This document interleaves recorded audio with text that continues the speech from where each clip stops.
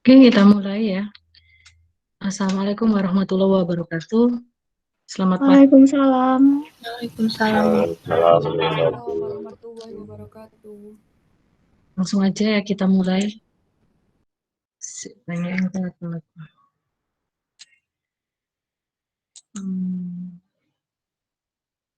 Oh, ada.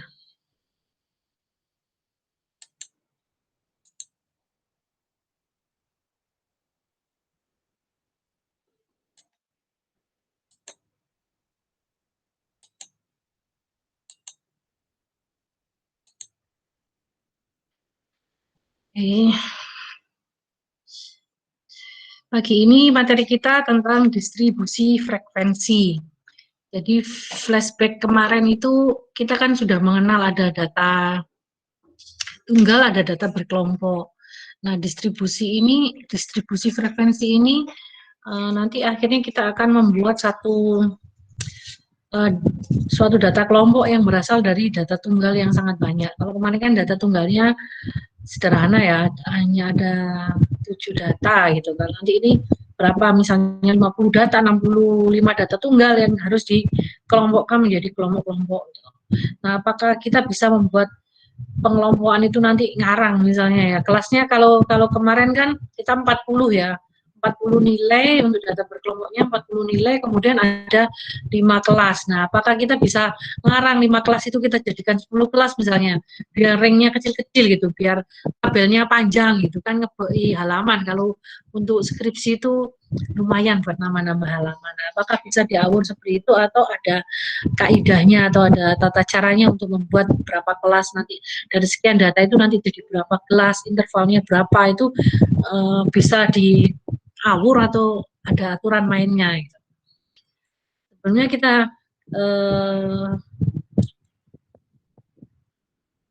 lihat dulu apa itu pengertian dari distribusi frekuensi. Distribusi frekuensi itu adalah representasi dari, mewakili dari semua data. Nanti kalau sudah berupa tabel angka-angka, itu sebenarnya dia merepresentasikan, mewakili suatu kumpulan data, baik dalam format grafik atau tabel.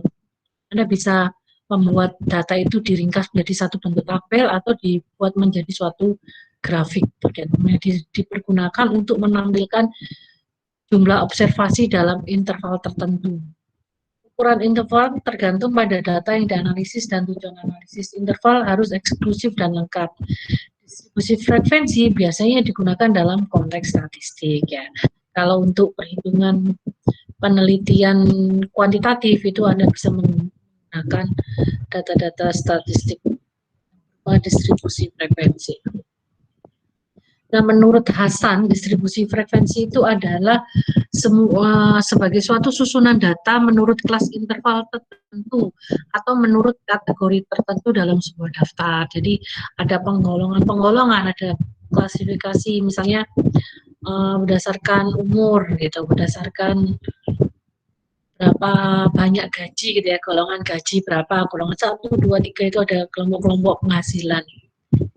Nah, sedangkan menurut Ridwan, distribusi frekuensi itu adalah penyusunan suatu data mulai dari terkecil sampai terbesar yang membagi banyaknya data ke dalam beberapa kelas.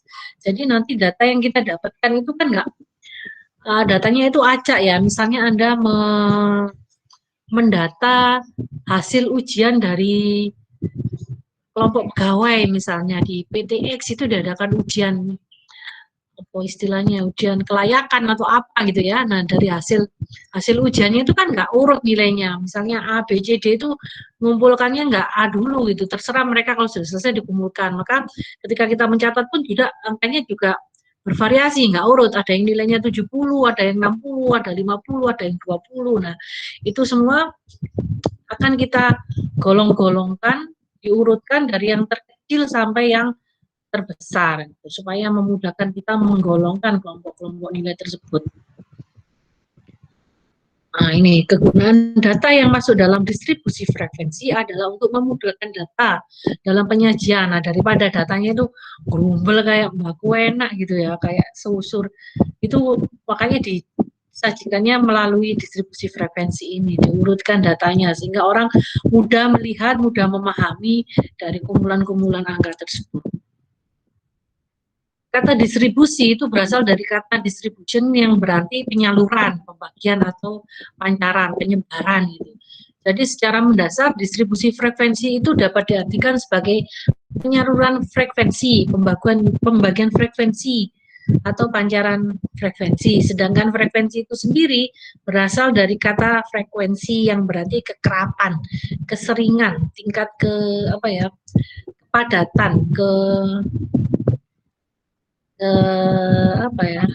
keseringan itu ya, kejarangan gitu. Jadi kan data itu ada space-nya, nah itu frekuensinya. Jenis-jenis distribusi, ada beberapa jenis distribusi. Yang pertama, distribusi frekuensi biasa adalah distribusi yang berisi jumlah frekuensi dari kelompok data. Distribusi frekuensi biasa ini dibedakan menjadi dua macam. Yang pertama frekuensi numerik dan yang kedua frekuensi peristiwa atau kategori. Kalau frekuensi numerik itu adalah penggolongan angka-angka yang disusun secara interval. Jadi kemarin kan Anda melihat ada data tunggal, ada data kelompok. Nah, data kelompok itu yang disebut dengan distribusi frekuensi numerik. Jadi penyebaran angka di golong-golongan ke dalam kelas yang itu bersifat numerik, semuanya angka. Sedangkan yang peristiwa atau kategori itu mengelompokkan data disusun berbentuk kata-kata atau kualitatif. Contohnya kelompok atau golongan gaji 1, golongan gaji 2, atau tingkat pendidikan di suatu kelompok masyarakat gitu ya. Ada yang prasekolah, PAUD gitu ya, atau playgroup. Kemudian ada yang SD, ada yang lulusan SD, ada yang SMP, SMA, sarjana, magister, doktor gitu. Itu disebut dengan kualitatif karena ada kata-katanya tadi, ada penjelasannya, ada narasinya yang berbentuk kata. Gitu. Nah, contohnya seperti ini. Ini distribusi frekuensi numerik, jadi berupa angka ya. Golongan usia, ini ada usia antara angka, taruhlah ini apa namanya? Umur sih, tulisannya loh, umur. Jadi ini golongan umur. Mereka yang berusia 20 sampai 24 itu berapa banyaknya? Dalam suatu pelamar perusahaan itu, kelompok pelamar itu ada yang umurnya 20 sampai 25 itu ada 15 orang. Kemudian yang usianya 25 sampai 29 itu ada yang 20. Ada yang usianya sudah 40 sampai 44 itu ada 2 orang. Ibu, maaf ada yang belum diterima. Ya.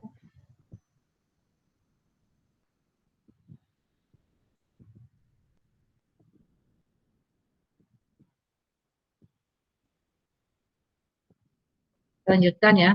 Ini yang contoh distribusi frekuensi peristiwa atau kategori. Jadi penggolongannya dengan kata-kata atau dengan narasi. Contohnya belum sekolah, tidak sekolah, dan tidak tamat SD. Nah, ini termasuk golongan kelas pertama. Itu ternyata ada sekian frekuensinya, ada sekian banyak orang. 697. Kemudian yang SD berapa? Yang SD atau lulusan SD ada sekian. Nah, ya ada kata-kata.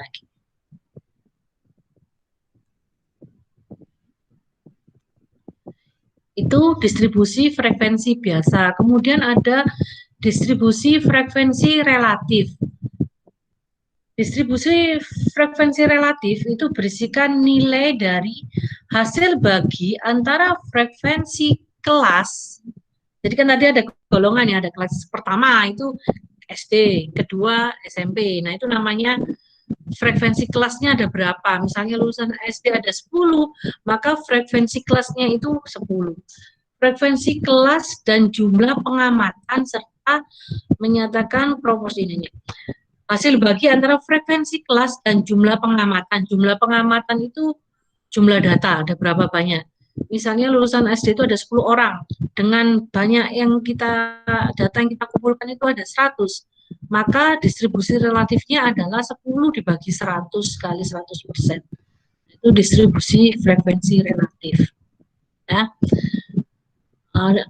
Distribusi jenis ini didapatkan dengan cara membagi frekuensi dengan total data yang ada di daerah pengamatan atau observasi. Contohnya seperti ini. Nilai statistik di kelompok pertama atau kelas pertama itu nilainya 20 sampai 31. Nilainya E itu ada 2 orang. Yang nilainya D misalnya.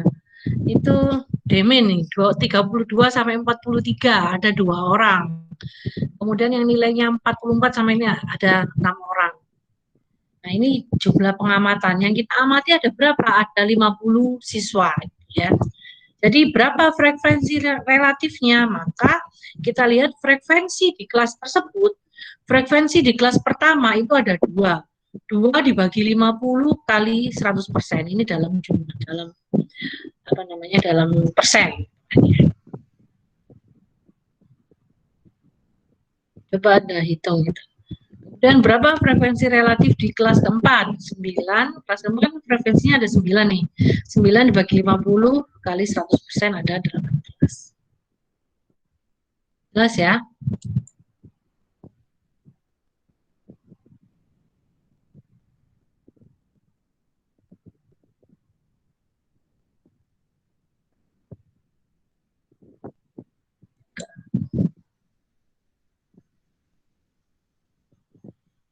Nah, kalau tadi ada distribusi frekuensi biasa, distribusi frekuensi relatif, kemudian ada distribusi frekuensi kumulatif. Nah, kumulatif ini berisikan frekuensi yang telah dijumlahkan. Distribusi ini memiliki kurva yang disebut O'Keefe. Nah, jadi distribusi frekuensi kumulatif ini ada 2 macam. Mereka yang kumulatif kurang dari dan lebih dari. Dikenalnya seperti itu. Contohnya seperti ini. Nah, ini kalau distribusi frekuensi biasa, kita menemukan kelas, kemudian ada frekuensinya. Ya. Kelas pertama itu mereka yang memulai nilai 9 sampai 21. Ada 3 orang ya. Nilainya 22 sampai 34 ada 4 orang. Tuh ya. Nah, kalau frekuensi kumulatif kurang dari, artinya berapakah frekuensi kelas pertama yang paling kecil? 9 kan ya. Kalau kumulatif kurang dari itu artinya kurang dari angka yang terkecil. Berapa orang yang mempunyai nilai di bawah 9?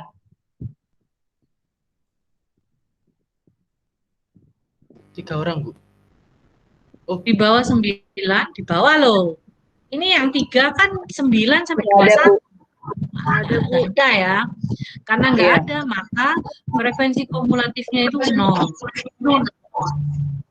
Ya. Sekarang berapa orang yang nilainya di bawah 22? 3 orang, Bu. 3 orang ya. Artinya yang di bawah 22 itu adalah mereka yang mempunyai nilai dari 9 sampai 21. Itu ada 3 orang. Maka frekuensi kumulatifnya adalah 0 yang pertama tadi ditambah 3 sama dengan 3. Frekuensi kumulatifnya. Kemudian berapa yang mempunyai nilai kurang dari 35? 4 orang. Oh, 4. 7. Jadi dihitung semua frekuensi yang ada di kelas pertama dan ketiga, semua frekuensi yang ada di sebelumnya itu dihitung semua. Ya kan logikanya kan gitu. Berapa yang nilainya kurang dari 35 ya, yang nilainya 9 sampai 21, 22 sampai 34 itu dihitung semua. Ya, 3 tambah 4 sama. Ini begitu seterusnya. Berapa yang nilainya kurang dari 61 ya, frekuensi yang sebelum di 12 ini 8 tambah 4 tambah 4 tambah 3 gitu ya. Nah ini frekuensi kumulatifnya 0 037 gitu.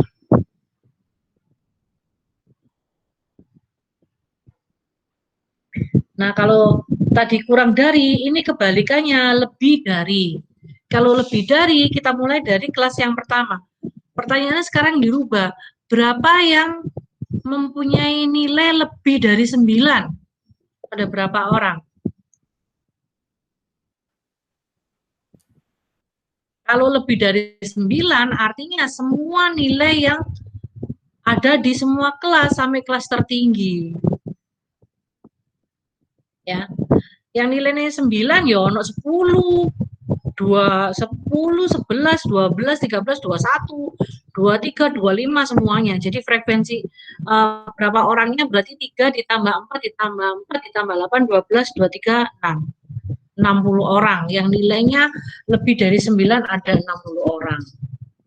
Gitu. Kemudian berapa yang nilainya lebih dari 23? Karena lebih dari 23 artinya yang 21 ke bawah itu nggak dihitung. Nah, kalau nggak dihitung itu artinya jumlah semua nilai dikurangi nilai yang sebelumnya. Jadi 60 dikurangi 3. Nanti kalau berapa yang nilainya di atas 35, artinya semua yang ada di bawah 35 nggak dihitung. Jadi 60 dikurangi 4 dikurangi 3.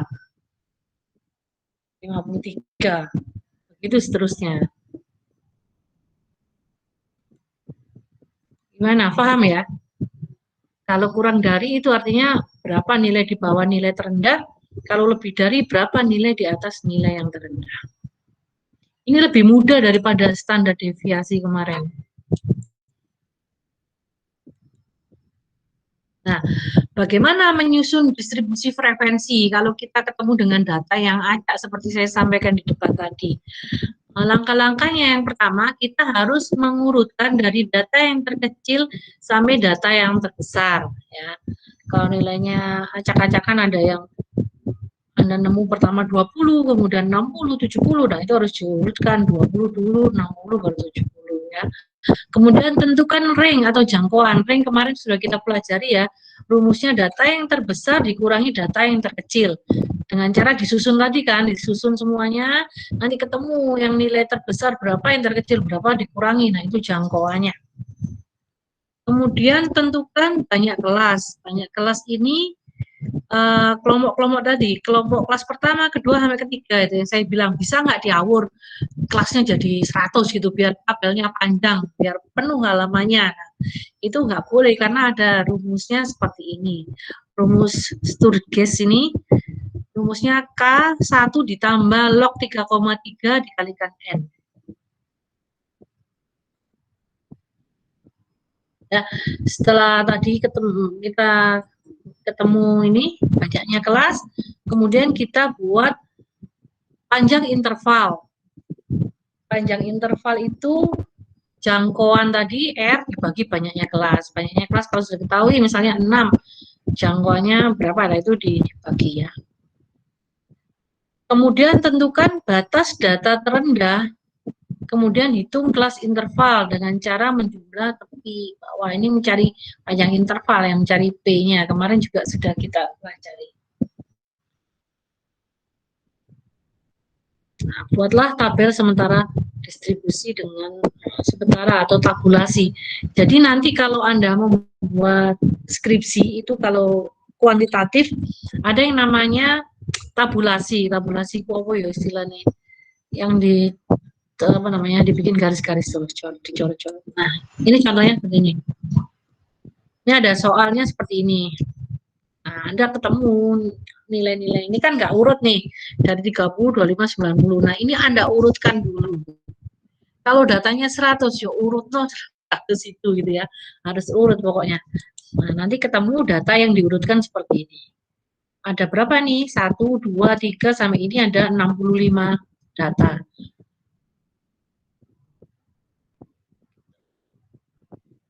Kemudian yang kedua, menghitung jarak atau rentang. Ya, tadi Nah, ini data tertingginya udah ketemu 94, data terendahnya 25. Maka R-nya atau rentangnya, intervalnya 9, rentangnya itu 94 dikurangi 25, hasilnya 69.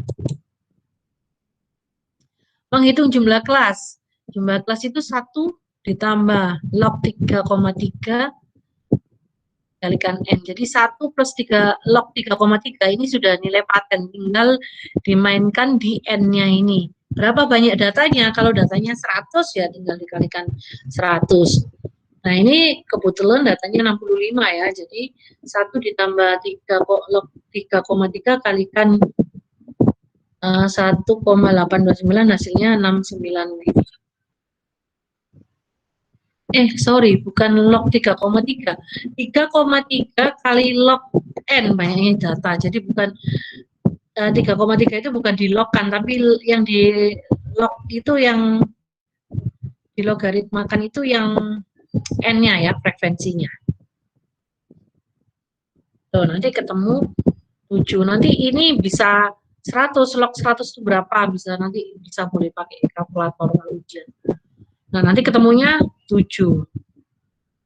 Kemudian kita hitung lagi panjang kelas. Panjang kelas itu dari nilai, kelompok nilai tadi, 25 sampai 34-nya ada berapa panjangnya. Nah, itu dengan menggunakan rumus ini.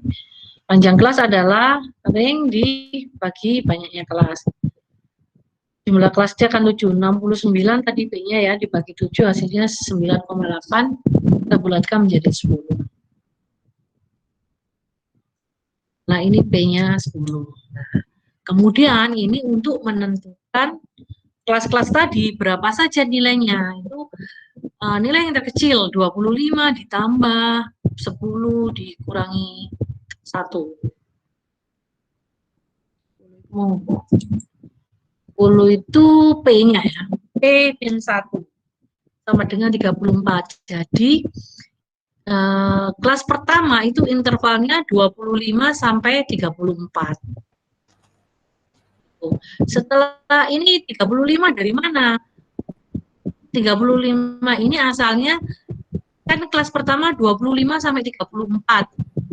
Maka kelas kedua adalah kelas setelah 34. Nilai setelah 34 itu adalah 35. Jadi masukkan yang kelas kedua itu 35 ditambah 10 min 9. Jadi 35 tambah 9 sama dengan 44. Kelas kedua adalah 35 sampai 44. Berapa kelas ketiga? Kelas ketiga itu isinya nilai setelah 44 itu kan 45. 45 ditambah 9 itu sama dengan. Nah, begitu seterusnya ya. Kelas ketiga itu panjangnya 45 sampai 54. Nah, jadi disusun seperti ini. Kelasnya kan ketemu 7 nih, ada 7 kelas. Kemudian intervalnya berapa? Tadi kita sudah cari interval kan, ini 25 sampai 34. Ya. Nah, kalau sudah ketemu kelas dan interval kelasnya, maka dari data yang kita urutkan tadi kita tabulasi. Berapa yang dapat nilai 25? Ada berapa orang? Tulis kan datanya mana tadi? Nih, datanya kan sudah urut nih. Berapa yang nilainya 25? Kita garis 1, seret. 2, ada 25, seret, 26, 27. Sampai biru tadi. Nah, karena dia sampai 34, mentok itu nilainya yang sampai 34. Kita garis setiap 4, kita coret miring, itu artinya sekelompok ini isinya 5 ya, 5 orang. 5 ditambah 1 strip berarti frekuensinya 6. Itu seterusnya. Yang nilainya 35 sampai 44, berapa orang tuh di apa istilahnya ini, urus atau apa ya, di garis-garis ini kemudian ada 8. Bisa ya membuat tabulasi. Ini sering kalau Anda misalnya pilihan ketua kelas itu pakai gini, pilihan RT, RW itu pakai tabulasi manual gini. Fungsinya apa? Ini juga untuk merecek data kita itu sudah benar atau belum. Kalau misalnya 25 sampai 34 ini kita garis 1, maka yang nilai sudah urut ini juga kita coret supaya kita tidak salah lagi. Misalnya karena nggak dicoret, kita lupa ini tadi udah dihitung belum ya, akhirnya nanti dihitung lagi. Atau atau bahkan kalau nggak coret kita kelewatan yang tadinya sudah belum kita hitung kita loncati. Nah itu untuk menghindari itu maka dibuat tabulasi. Caranya biar Anda nggak miss juga ini dicoret-coret yang sudah dicatat melalui tabulasi. Ibu, maaf Ya? dia belum di ACC, Bu. Bu Yudiana boleh tanya, Bu? Ya. Bu, mencari logaritma Boleh. itu kan kalau dari kalkulator panjang ya, Bu ya, belakang komanya. Cuma diambil 3 angka aja kan, Bu? 3 angka ya. 3 angka itu kesalahannya relatif sangat kecil gitu. Kalau 2 kadang masih agak besar nilainya. Supaya nggak terlalu banyak penyimpangannya di bawah di atas bawah koma itu 3 angka. Belakang di belakang koma itu kita pakai 3 angka. Ya. Terima kasih, Bu. Jelas ya. Nah, ini nanti tabulasinya kita hilangkan karena itu kan data sementara.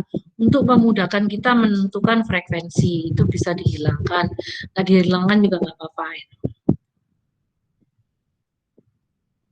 Ini kemudian kita mencari frekuensi relatifnya. Ini kan tadi frekuensi mutlak yang kita dapatkan dari data yang kita kelompok-kelompokkan tadi, data tunggal yang kita kelompokkan. Nah, kemudian nilai frekuensi relatifnya itu dari mana? Dari jumlah di kelas frekuensi ini dibagi dengan keseluruhan jumlah data. 6 dibagi 2, 6 dibagi 65 dikalikan 100%. Itu frekuensi relatif di kelas pertama.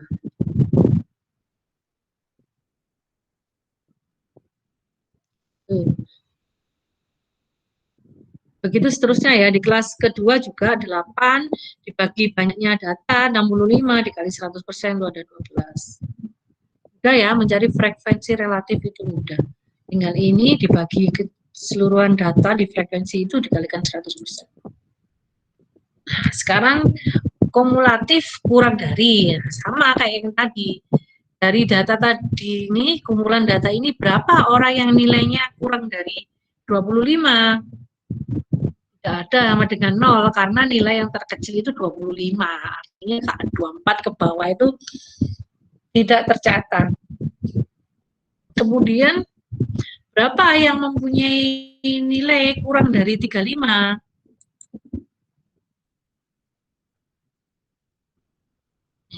Yang kurang dari 35 adalah semua nilai yang ada di kelas 25 sampai 34.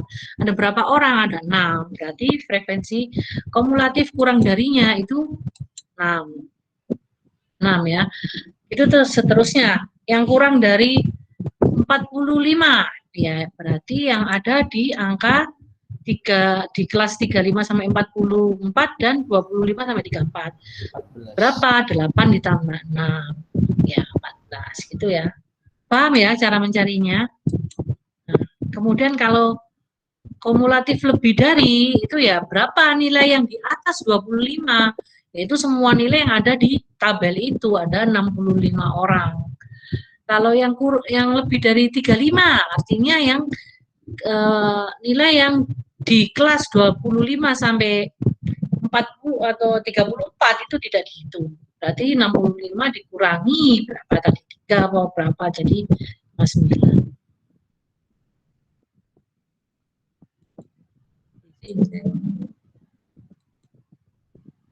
Ini ya, 65 dikurangi 6. Nah, itu ada di frekuensi kumulatif lebih dari. Nanti dia dikurangi lagi 8, begitu seterusnya. 65 dikurangi 6 dikurangi 8. Yang 54, berarti 65 kurangi 6 kurangi 8 kurangi 11, gitu seterusnya. Nah, ini yang kumulatif relatif kurang dari. Nah, ini kan 0 nih. 0 dibagi 65, ya 0 ya, kali 100% pun 0 semuanya, karena dikalikan 0 itu 0. Kemudian frekuensi kumulatif relatif dari kelas kedua itu adalah 6 dibagi 65 kali 100%. Hasilnya ini.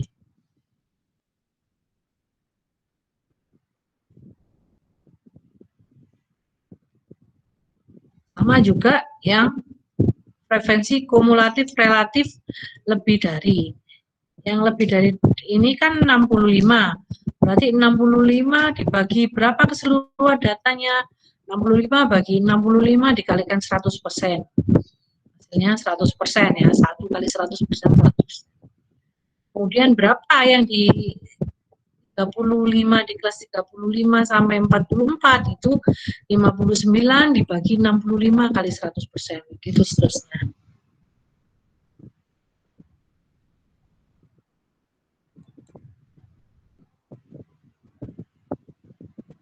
Oke, ada yang ditanyakan?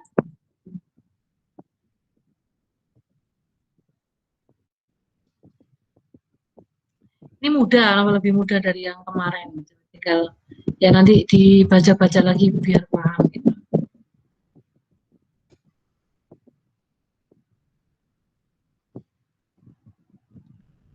Yobel udah paham ya? Iya Bu, sedikit. Oh, sedikit. Kok kamu megangin kepala terus itu, pusing. Nah ya, jadi nanti ini kan materi saya yang terakhir. Minggu depan Anda sudah diajar sama Bu Ratih ya yang masuk kelasnya. Nah nanti UAS-nya modelnya juga seperti itu, ada nilai-nilai yang acak gitu, cuman tergantung nanti datanya semakin banyak semakin pusing ya, nanti ada 100 data itu menggolongkannya seperti apa itu. Sebenarnya nggak ini sih, nggak susah ya, cuman butuh ketelitian saja gitu kan. Kan operasi hitungnya kan cuman mudah ditambah dikali dibagi gitu aja ya, cuman data yang banyak. Nah itu nanti akan saya berikan di pertemuan terakhir. Jadi Anda punya waktu 1 minggu untuk mengerjakan. Ya kan soal, bikin videonya, kemudian diupload di YouTube. Cukup ya waktu 1 minggu ya. Ya cukup lah, harus cukup gitu. Anda itu kalau dikasih waktu mau 1 minggu, 1 bulan, tetap aja nggak cukup, nggak dikerjakan. No. Ya kalau dikerjakan tuh sehari 2 hari jadi. Yang nggak cukup tuh yang nggak ngerjakan. Pending terus ngerjainnya gitu. Tarsok tak mari. Ya, jelas ya. Oke, kalau nggak ada yang ditanyakan, saya anggap udah ngerti semua. Nanti silakan Anda pelajari lagi. Kalau nggak ngerti nanti bisa tanya di WA gitu. Oke, kalau nggak ada yang tanyakan, kelasnya saya akhiri. Terima kasih kehadirannya di kelas tambahan. Bu, perlu absen nggak? Kenapa? Perlu absen nggak di Oh iya, iya boleh. Iya lupa saya. Ya, sebentar ya Bu.